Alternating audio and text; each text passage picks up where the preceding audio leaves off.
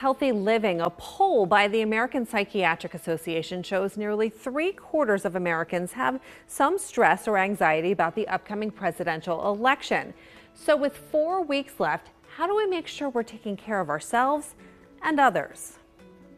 DCCC is responsible for the content. My oath to fight for you. I'm Bob Casey, and I approve this message. I'm Dave McCormick, and I approve this message. The ads are nearly impossible to avoid, and for many, they are unhealthy. Really flames the fire, fuels that fire of negativity, and it confirms many of people's biases. Dr. Melissa Brown is a psychologist at UPMC and says she sees the signs of election stress firsthand. It absolutely can become unhealthy, especially if you already have a history of maybe anxiety or depression, or there's certain issues or topics that are very important to you. And how the political divide can ruin relationships. We are struggling to have human-to-human conversations about difficult topics, and we've forgotten how to do that. We have forgotten how to have decorum and respect for each other, and we've forgotten how to learn from each other too, in my opinion.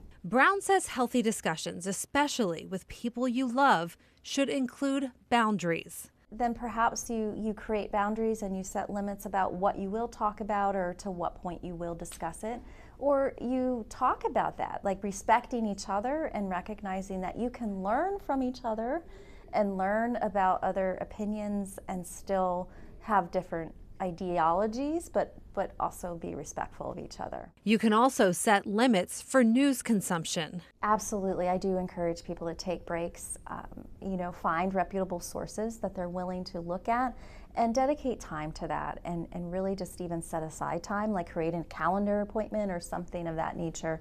That way like, okay, from 3 to 4 o'clock on a Thursday, I'm going to look up the information that I need to make myself an informed voter. And remember that you have the right to keep your election day decision to yourself. And again, no one needs to know how you vote or who you vote for. That is a private matter between you and the voting platform that you vote on election day, and that's what matters. And Dr. Brown says people who are experiencing election-related stress can even reach out to a national crisis hotline for help. They can text ELECTION to 741-741.